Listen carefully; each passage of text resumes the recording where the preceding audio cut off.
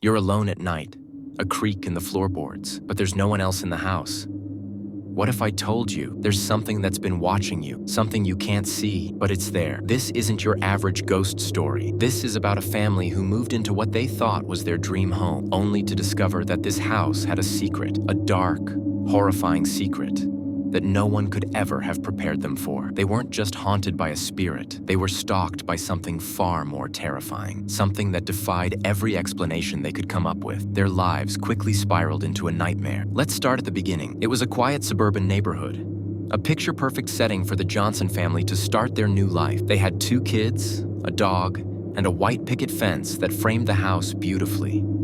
Everything seemed like a dream come true, but that dream turned into something far more sinister the moment they stepped foot inside. They moved in on a cold autumn day, the kind where the wind bites at your skin and the trees whisper secrets in the breeze. Their first night was quiet enough, but as the days passed, things started to feel off. The first sign was small, barely noticeable, a flicker of the lights when no one was near the switch. It could have been explained away by a faulty bulb, but as time went on, these strange occurrences became harder to ignore. One night, the father, Daniel, was sitting alone in the living room when he heard it. A soft tapping. It sounded like fingernails against the wall, at first just a gentle sound, like someone absent-mindedly drumming their fingers. He brushed it off as the house settling, but then it happened again, and again, until it was relentless. The sound started in one corner of the room, then moved across the walls, as if whatever was making the noise was walking through the house. Of course, Daniel wasn't the only one who noticed the oddities.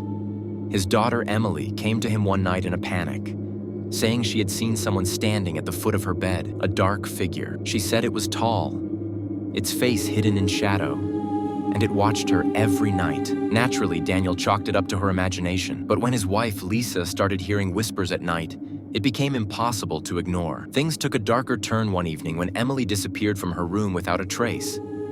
The entire house was searched, every closet, every attic, every nook and cranny, but there was no sign of her. That night, as the family sat in the living room, trying to make sense of what was happening, they heard a loud bang coming from upstairs.